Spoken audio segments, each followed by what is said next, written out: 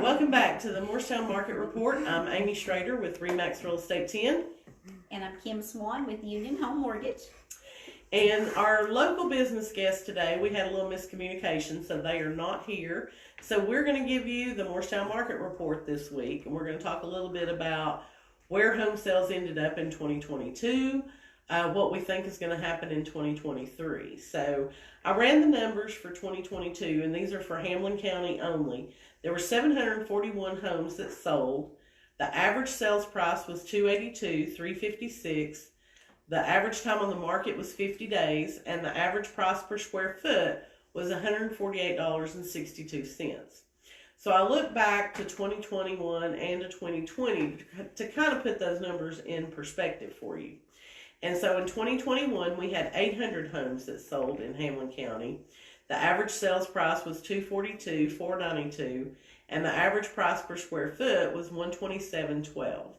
And then in 2020, which is kind of when the housing madness took off, we had 686 homes that sold, and the average sales price was $195,942, and the average price per square foot was $105.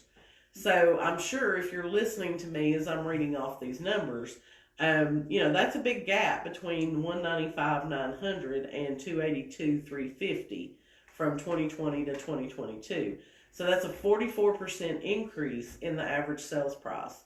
That's pretty hefty for Hamlin County. The average price per square foot increased by 41%. So it's going to be interesting to see, does that average sales price stay the same? Is it going to start inching downward? Kind of where are we going to be with that? So I also wanted to look at what is our inventory right now? Because, we've heard so much about the inventory is tight and now the market is changing. So what are we doing? Right now in Hamlin County, we have 135 active homes for sale. So of that 135, 75 of those are new construction homes. So 60 homes for resale, 75 new construction homes. Right now we have 51 homes under contract that are resale homes, and then 22 new construction homes that are pending.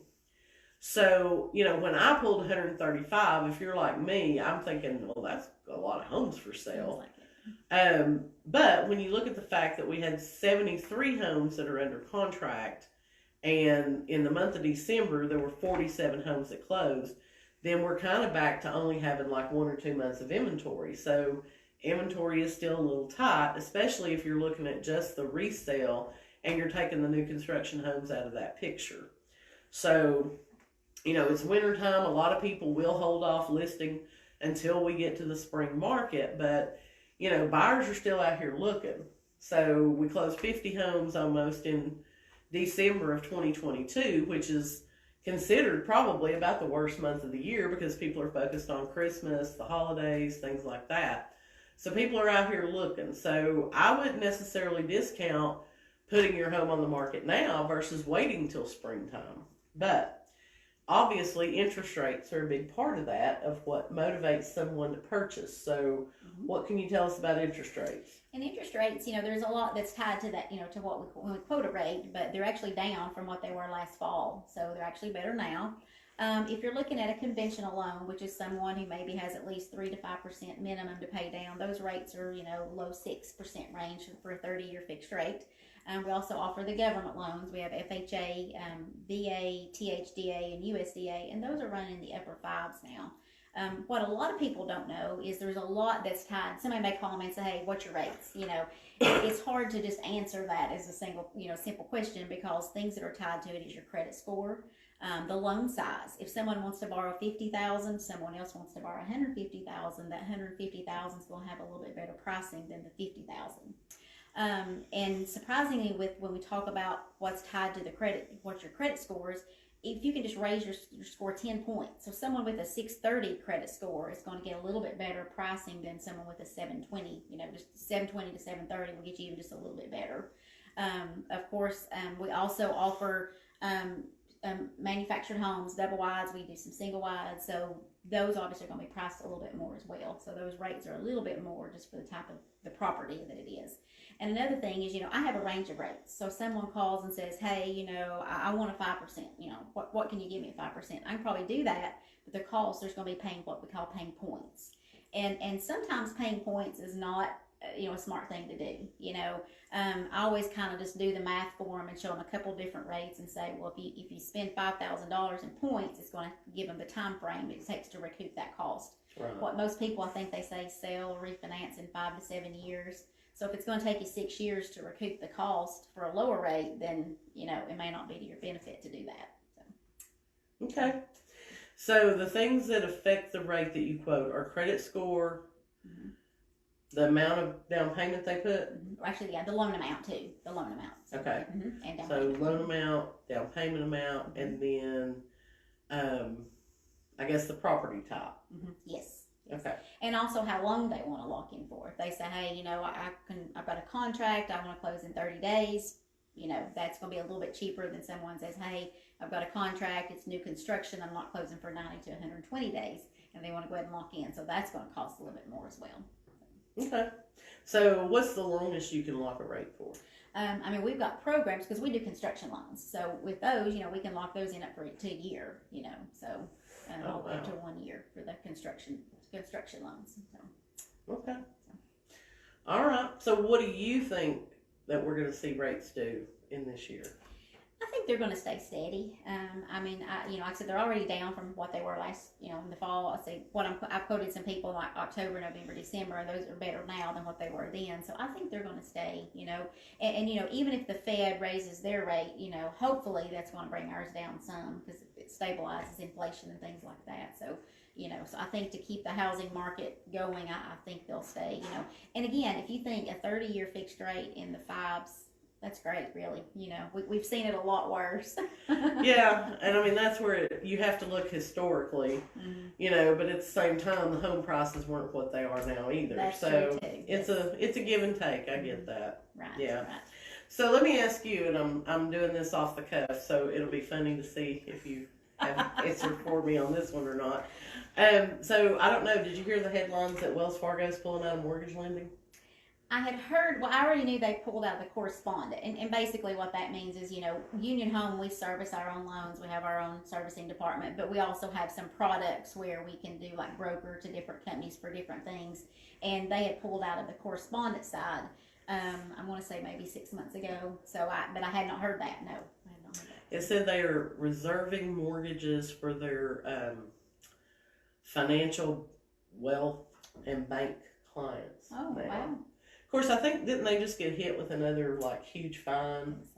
So a lot. I read the news article this morning, and their take on it was, what does Wells Fargo know that we don't about the 2023 housing market if they're pulling out of mortgage lending? And I'm like, they've been fined so many times, it's probably just not profitable for them at this point. Exactly. Because for every mortgage they do, they're paying however much in fines. Because they've done something wrong. But anyway, not to be on a Wells Fargo kick, but I just read that headline today and was wondering. Okay, I hadn't heard what the retail everybody's side of it. Yeah. Yeah, they're kind of scaling back and just doing it for special clients, I guess. If they have, their banking relationship with Wells Fargo, which I don't even know where Wells Fargo is around here. I don't either. Greenville used to have one, I think, and I don't think that's there anymore.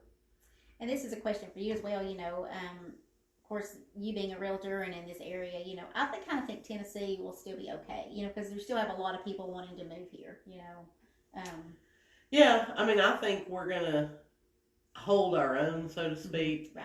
I don't think we're probably going to hit 750 homes sold this year, but I think it'd probably be, between 675 and 700, right, somewhere in there. Morristown is kind of a unique area because we have so much industry, and you have people from the outlying counties who are commuting here, and a lot of them are just tired of paying the higher gas prices to commute, plus the higher rent prices, so they're like, I'm just going to buy a house. You know what I'm saying? Oh, yeah. So that's what's helped Morristown, and the fact that so many people want to retire here. We have no state income tax. Our property taxes are so much lower than other places. Even communities that have an HOA fee, I tell people what the HOA fees are for a subdivision, and they're like, is that per month? And I'm like, no, that's for the year. And it just blows them away. So our cost of living overall is so much cheaper. So when these people move here from Florida or California or Texas or wherever, it's a beautiful place, number one. Oh, yeah. I think as residents, we kind of take that for granted so many times, but I mean, we've got all these different mountain ranges. We've got a variety of lakes, rivers, things like that. So it's just an attractive place for people to come to. And I think, as long as other markets are still getting homes sold, right, so that those people can sell and move here, I think we're going to be okay. I don't think that we're going to see like this huge crash in the pricing, but I do think, it's going to come back down slightly. And when I say slightly, I don't mean that like you're going to be able to buy your neighbor's house for half what he paid for it last year. But I don't think we're going to see like this 44% appreciation over the next couple of years. But if I had a crystal ball, I'd be a millionaire. So we'll see what happens. Well, and I think the Morristown area too, like you said, you're close to the mountains, but yet you're not in the traffic of Gatlinburg, Pigeon Forge, Knoxville, but you're close enough if you want to take a day trip, you can do it and, still come back to what we still call small town. So. Well, yeah, I mean, as close as we are to Sevierville, Pigeon Forge, and Gatlinburg, I mean, my sister and I will take a weekend and go over there and stay in a cabin or something. It's kind of fun to be like tourist in your own town kind of thing. And it changes over there so much that, it's worth going over there every once in a while just to see what new has popped up. But yeah, I don't like the traffic over there. It's crazy anymore. So anyway, but again, we are doing this as a weekly series, and our goal is to feature a local business every week. So if you own a business here in the Lakeway area and you would like to be our guest, please get a hold of Kim or me. We'd love to have you on here.